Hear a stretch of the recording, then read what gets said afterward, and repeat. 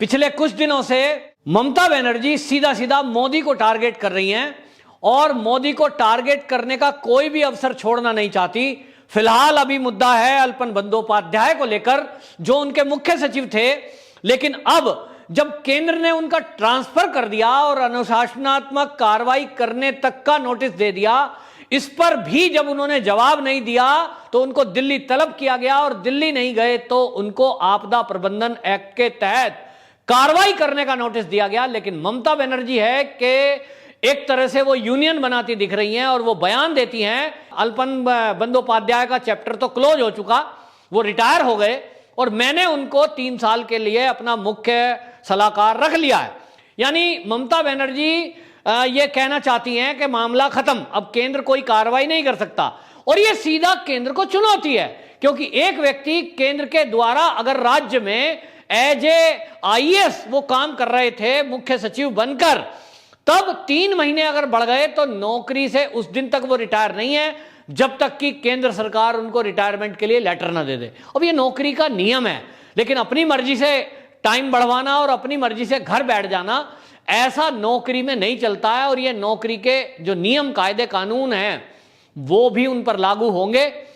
और जब आपदा प्रबंधन को लेकर बात उठी कि आपदा प्रबंधन में इस समय जब कोरोना महामारी फैली हुई है, ऐसे में कोई अधिकारी ऐसा कैसा गैर जिम्मेदारी का काम कर सकता है कि वो अपने आप अपनी मर्जी से घर बैठ जाए, जबकि अधिकारियों की जरूरत है। ऐसे अधिकारी जब जो तूफान आए हुए हैं समुद्री, उसमें लोगों को राहत कार्यों की देखभाल के लिए अधिकारियों की जरूरत है और इसलिए उनको दिल्ली बुलाया गया था। लेकिन उन्होंने दिल्ली को चुनने के बजाय राज्य की मुख्यमंत्री को चुना और उनको लगा होगा कि 2 महीने 3 महीने बाद फिर रिटायर होना है, तो इसलिए किस खेमे में जाऊं, कहां मेरा भविष्य है। उनको लगा होगा रिटायरमेंट के बाद तो ममता बनर्जी की पार्टी में ही रहना है, तो जब उनकी पार्टी में रहना है तो भैया ममता बनर्जी का ही पक्ष लो, वो जैसा कहें वैसा करो। और इसलिए उन्होंने ममता बनर्जी को चुना। तो ममता बनर्जी ने भी इनाम के रूप में उनको जो है मुख्य सलाहकार रख लिया। ठीक है भाई, ये उनका अपना निजी फैसला हो सकता है, लेकिन कायदे कानून हर नौकरी पेशा पर लागू होते हैं और वो अल्पन बंदोपाध्याय पे भी लागू होंगे। महामारी एक्ट में कार्रवाई भी होगी, 2 साल की जेल, ये तय है। और वो जिस केंद्र सरकार को अभी तक यही समझ रहे थे, हल्के में ले रहे थे, ममता बनर्जी हर बात में मोदी को चुनौती देती हैं। गिरफ्तारी की चुनौती भी दे डाली, कई बार मोदी जी को और अमित शाह को बाहरी या गाली देकर बात करी। उसको लगता है कि ये मोदी जी और अमित शाह तुम्हारे ऊपर कोई कार्रवाई नहीं कर रहे हैं तो ये कुछ भी नहीं कर सकते और ये कमजोर हैं। लेकिन ममता बनर्जी की ये भारी भूल है कि वो देश के गृह मंत्री या मोदी जी को कमजोर समझ रही है। मोदी जी की हाव भाव को देख करके यदि वो सोच रही है कि वो सफेद दाढ़ी हो गई है, शांत स्वभाव हो गया है, नहीं, वो देश के प्रधानमंत्री हैं और दुनिया के एक शक्तिशाली नेताओं में उनकी गिनती होती है। तो अभी वो नर्म है, लेकिन अब उनका कड़ा रुख देखने को ममता बनर्जी को मिलेगा। इस बीच ममता बनर्जी के जो भतीजे हैं अभिषेक बनर्जी, जो माने जाते हैं कि वो दूसरे नंबर के सीएम हैं, मतलब सीएम के बाद दूसरा नंबर प्रदेश में उनका आता है, उन्होंने भी इस पर बयान दिया और उन्होंने कहा कि ये जो केंद्र सरकार की तरफ से अल्पन बंदोपाध्याय को नोटिस दिया गया है और महामारी एक्ट के तहत उनको कार्रवाई करने को कहा जा रहा है, इस एक्ट के तहत अगर कार्रवाई करनी है तो ये जो है चुनाव आयोग पे करें, मुख्य और प्रधानमंत्री पे करें और गृह मंत्री पे करें और विपक्षी दलों पर करें, जिन लोगों ने यहां आकर मीटिंग करी है। मतलब वो क्या कहना चाहते हैं? वो ये कहना चाहते हैं कि ये चुनाव क्यों हुए। तो ये चुनाव क्यों हुए, तो भैया आप चुनाव में क्यों आए? आपने इसका विरोध तो किया नहीं, आप चुनाव में कूदे, आप चुनाव में आए तो आप कह रहे हो जो ये कोरोना फैल रहा है, इस कोरोना के कारण ये चुनाव आयोग हैं या प्रधानमंत्री हैं या देश के गृह मंत्री हैं। लेकिन वो ये नहीं कहते कि आपदा प्रबंधन का जो है ये इस समय तूफान को लेकर है, जो समुद्री तूफान आया है, इसको लेकर जो मुख्य सचिव थे अल्पन बंदोपाध्याय, उनकी जरूरत केंद्र ने समझी। उसके अंदर अनुशासनहीनता भी है, जो अनुशासनहीनता प्रधानमंत्री का अपमान करके देश के एक नौकरशाह ने की। कोई भी होता इसकी जगह, उसके खिलाफ वो कार्रवाई होती। लेकिन जिस तरह से ममता बनर्जी और उनका भतीजा अभी ये खेमाबंदी कर रहे हैं कि एक तरफ राज्य सरकार और एक तरफ केंद्र सरकार। यह आखिरकार क्यों है, इसको समझने की जरूरत है। यह असल में आपने देखा होगा इसी तरह का एक ट्रेंड वो दिल्ली के मुख्यमंत्री अरविंद केजरीवाल ने चलाया कि अगर उनको कोई बात करनी है तो वो सीधा मोदी जी को टारगेट करते हैं, चाहे चुनावी सभा हो या उनके घर में कोई ऑक्सीजन की कमी हो गई हो, उनको वैक्सीन चाहिए, सीधा मोदी। टीवी में आएंगे, सीधा मोदी। जबकि उनको एक प्रोसेस है, सीधा एक तरीका है। यूटी का कोई भी मुख्यमंत्री है वो राज्यपाल से अपनी बात रखेगा और राज्यपाल गृह मंत्रालय को अपनी बात आगे भेजते हैं। यानी थ्रू प्रॉपर चैनल जो है वो चैनल है मुख्यमंत्री दिल्ली का जो है उसके लिए चैनल है राज्यपाल, और ये उपराज्यपाल बात रखेंगे आगे गृह मंत्रालय को। डायरेक्ट आप ना तो गृह मंत्रालय को कोई अपील करेंगे ना मुख्य प्रधानमंत्री को करेंगे, प्रधानमंत्री का तो मैटर ही नहीं है। तो ये जो दिल्ली है वो सीधा सीधा क्या करते हैं, मोदी को टारगेट। और उसका कारण क्या है, एक महत्वाकांक्षा है अरविंद केजरीवाल जी की भी कि मैं देश का प्रधानमंत्री बनने के लिए अगला जो चुनाव आ रहा है 2024 में अपने आप को प्रोजेक्ट करूं कि मैं एक ऐसा नेता हूं जो सीधा मोदी को चुनौती देता हूं और देखिए मोदी की बोलती बंद कर देता हूं और देखिए मैंने केंद्र सरकार को टक्कर दे दी। मैं एक ऐसा मुख्यमंत्री हूं, मेरी पार्टी पूरे देश में है और इसलिए वो मोदी को टक्कर देने के लिए बनारस से चुनाव लड़ते हैं। वो जमानत भी जब्त हो गई वो बात अलग, लेकिन वो टक्कर देने गए मोदी को। सीधा यही था कि अटेंशन देना चाह रहे थे वो इंटरनेशनल मीडिया, नेशनल मीडिया, मुद्दा बनाने का एक बहाना चाहिए। और इसी ट्रेंड को जब देखा कि मीडिया में आए दिन प्रेस कॉन्फ्रेंस, आए दिन केजरीवाल केजरीवाल केजरीवाल, तो ममता बनर्जी जी को लगा कि इस तरह से वो एक राज्य के, छोटे से राज्य के मुख्यमंत्री अगर हाईलाइट हो सकते हैं मोदी को टक्कर देके, तो फिर मैं क्यों पीछे रहूं। इनको लगा कि मेरे साथ तो बाकी दल भी हैं और मैं एक बड़े राज्य की मुख्यमंत्री हूं, तो देखते हैं। और इसीलिए ये पैटर्न पे देश में दूसरा मुख्यमंत्री ममता बनर्जी बनी कि इन्होंने केजरीवाल से ये शिक्षा शायद ली है, उल्टी शिक्षा ही है हालांकि, लेकिन ये शिक्षा ली और ये शिक्षा लेकर के वो प्रधानमंत्री को टारगेट करने का काम शुरू कर दिया उन्होंने।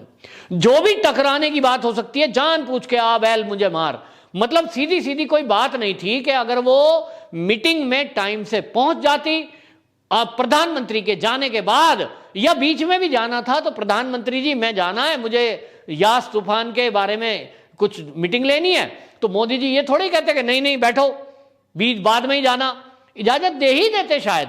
लेकिन उनको आना नहीं था, जाना बिना अनुमति के था, जिसके बारे में उन्होंने वहां के राज्यपाल जी को भी कहा था, धनखड़ जी को, कि मैं तो तब नहीं जाऊंगी अगर वहां पे जो शुभेंदु अधिकारी जाएंगे।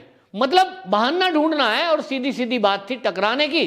अब आई ट्रांसफर की, जब ट्रांसफर की बात आई तो उनके मातहत जो भी अधिकारी काम करते हैं, ममता बनर्जी भी नहीं चाहेगी कि वो उनका अपमान करें और मीटिंग छोड़ के कोई चला जाए ऐसे, तो उसको छोड़ दें। वो बहुत गुस्से वाली हैं। मोदी जी तो अभी चिट्ठी विट्ठी देने में लगे हैं, ममता बनर्जी तो शायद डायरेक्ट एक्शन कर चुकी होती अब तक। तो मतलब जानती हैं कि केंद्र जो कर रहा है वो कानूनन है, वो बनता है, लेकिन उन्होंने एक नया पैतरा खेला कि इस टकराव को और बढ़ाएं, देखते हैं। तो घोषणा कर दी कि हमारी पूरी सरकार अल्पन बंदोपाध्याय के साथ खड़ी है, हमारा पूरा समर्थन है इनको। तो समर्थन में क्या करेंगी, क्या जेल में साथ जाएंगी, क्या वकीलों की फौज खड़ा करेंगी। समर्थन का मतलब क्या है, समर्थन में कोई पार्टी थोड़ी ही है कि अल्पन बंदोपाध्याय एक राजनीतिक पार्टी के नेता हैं और उनको किसी चुनाव रैली में जाना है या चुनाव में जाना है, समर्थन तो ऐसे दिया जाता है। आप एक अधिकारी को जिसने नियम का पालन नहीं करा, जिसके खिलाफ केंद्र सरकार नोटिस जारी कर रही है, जवाब मांग रही है, जवाब ठीक दे नहीं रहे हैं, वो जवाब में भी लिखते हैं चिट्ठी केंद्र को। और अल्पन बंदोपाध्याय की चिट्ठी में जवाब क्या गया है, उन्होंने लिखा है मैंने आज तक कोई भी कानून को उल्लंघन नहीं किया है, मैंने अपनी नौकरी ठीक ठाक की है। अरे भाई ठीक है, आपने जिंदगी भर गाड़ी सड़क पे ठीक चलाई, लेकिन जिस दिन आपकी गाड़ी से एक्सीडेंट होकर कहीं किसी की गाड़ी ठुकी, किसी को चोट लगी, वो एक ही पहला ही दिन तो होता है। तो आपको ये कहकर कोई छोड़ सकता है क्या कि साहब मैं 20 साल से गाड़ी चला रहा हूं, मेरे को सड़क पे चलाते हुए इतने ड्राइविंग का एक्सपीरियंस है, ये जो आदमी मरा है टक्कर लगने से, ये अचानक एक दिन हो गया और इसलिए मुझे छोड़ दिया जाए। तो कोई कोर्ट इस तरह से अपराध मुक्त कर सकती है क्या? भैया सजा तो मिलेगी। तो जो अल्पन बंदोपाध्याय हैं उन्होंने एक गलती करी और वो भी सीधा प्रधानमंत्री की अवहेलना करी, तो ये समझ में आता है कि वो कितने अधिकारियों की अवहेलना कर सकते होंगे या की होगी। कितने केंद्र के ऐसे उनसे सीनियर अधिकारी होते होंगे अगर गृह मंत्रालय कोई ऑर्डर देता है, और ऐसा किया है उन्होंने। अभी तो राज्यपाल जी बताएंगे, पश्चिम बंगाल के राज्यपाल जी ने कोई आदेश दिया, इन्होंने माना ही नहीं। तो ये तो जो नोटिस का जवाब दे रहे हैं वो भी झूठा दे रहे हैं। क्यों दे रहे हैं? क्योंकि विवाद को बढ़ाना चाहते हैं। अल्पन बंदोपाध्याय को भी ये सूट कर रहा है कि वो ममता बनर्जी के खेमे में आकर जितना अपने आप को ये प्रोजेक्ट कर ले जाएंगे कि वो भी ममता बनर्जी की तरह मोदी से भिड़ सकते हैं। तो सोच रहे हैं कि यहीं प्रमोशन हो जाएगा, शायद जनता पसंद करेगी, शायद उनको मंत्री बना दिया जाए। लेकिन वो भूल रहे हैं कि अगर वो टीएमसी के खेमे में जाते हैं तो अल्पन बंदोपाध्याय, जो अभी तक रामकृष्ण मिशन से जुड़े हुए एक सीधे सज्जन व्यक्ति माने जाते थे, जिनके बारे में अभी तक की जो मानसिकता बनी थी लोगों की वो ये थी कि अल्पन बंदोपाध्याय एक शांत स्वभाव का, पूजा पाठ वाला, धार्मिक प्रवृत्ति का व्यक्ति है। लेकिन अब लोगों की सोच बदल रही है कि ये तो छुपा रुस्तम निकला, जिसको हम रामकृष्ण मिशन से जुड़ा हुआ एक आध्यात्मिक व्यक्ति समझ रहे थे, वो तो एक टीएमसी जैसी गुंडाई करने वाली, दादागिरी करने वाली, देश के प्रधानमंत्री का अपमान करने वाली ऐसी गुंडा पार्टी का मेंबर बनने जा रहा है। और बन गया, सीधा केंद्र से लड़ रहा है। किसके लिए? अरे बीजेपी ज्वाइन करता है तो कम से कम लोग सोचते कि एक सीधी सादी सीधी सच्ची पार्टी में है, देशभक्त पार्टी में है। टीएमसी में जो आग लगाने का काम कर रही है पश्चिम बंगाल में, जो बलात्कार करने का काम कर रही है, जो लोगों के पलायन के लिए जिम्मेदार है, जो कटमनी टोलाबाजी में प्रसिद्ध है, ऐसी पार्टी में जीवन भर आपने अगर नौकरी ठीक करी है अल्पन बंदोपाध्याय जी, जैसा कि आप लिख रहे हैं, तो ऐसी पार्टी में ना जाते। आपके दिमाग में आता तो कूल होकर सोचते। लेकिन शायद आपको माया और महामाया अच्छी लगी, इसलिए पता नहीं ये आपकी क्या सोच है कि आपने क्या सोचकर ये पार्टी ज्वाइन की है टीएमसी, कि आप ममता बनर्जी के साथ खड़े हो गए और आपने उनका सलाहकार बनने का तय किया। आपको मोदी पसंद नहीं आए, ममता बनर्जी पसंद आई। मैं मोदी को पसंद की बात नहीं कर रहा हूं, वो आपकी नौकरी थी। लेकिन ममता बनर्जी का आप सलाहकार बनकर और उनकी पार्टी में, जैसा ममता बनर्जी कह रही है कि मेरा पूरा समर्थन है, उनके समर्थन से आप केंद्र सरकार से नहीं लड़ रहे हो, आप देश की व्यवस्था से लड़ना चाहते हो, आप देश के संविधान से लड़ रहे हो, आप देश के नौकरशाहों के लिए बनाए गए कायदे कानून से लड़ रहे हो। तो ये अल्पन बंदोपाध्याय के लिए नुकसानदायक हो रहा है। और इस तरह का एक आप नैरेटिव सेट कर रहे हो कि नौकरी पेशा लोग जिस तरह से ये व्यवहार करके आप किसी पार्टी का पसंदीदा चेहरा बन सकते हो, ममता बनर्जी के आप पसंदीदा चेहरा बन गए हो, इसीलिए उन्होंने मुख्य सलाहकार रखा है। तो आप ये सोच रहे हो कि इस तरह से क्या प्रस्तुत करना चाहते हो? एक सीनियर आईएएस देश का बाकी जूनियर आईएएस को क्या शिक्षा दे रहा है? ये पूरा देश जानना चाह रहा है कि आखिरकार कानून की अवहेलना करके आप एक पीएम का अपमान करके देश में हीरो बनने की कोशिश कर रहे हो क्या? ये कैसे हो सकता है? ये हो नहीं सकता। और इसको पढ़ा लिखा वर्ग, जो शिक्षित वर्ग है, वो कभी भी सहन नहीं करेगा कि ऐसा व्यक्ति कोई हमारे बीच में राजनीतिक तौर पे हो, भले ही मुख्यमंत्री के सलाहकार के तौर पर हो। इसको कोई स्वीकार कम से कम पश्चिम बंगाल में तो नहीं करेगा, क्योंकि वहां एक ऐसा स्टेट है जहां बहुत सेंसिटिव लोग रहते हैं, पढ़े लिखे वर्ग ज्यादा है। तो ऐसा वर्ग आलोचना कर रहा है और वो देख रहा है कि इस तरह की राजनीति चल रही है कि केंद्र सरकार से भिड़ने के लिए गैर कानूनी दलीलें दी जा रही हैं। वंदे मातरम।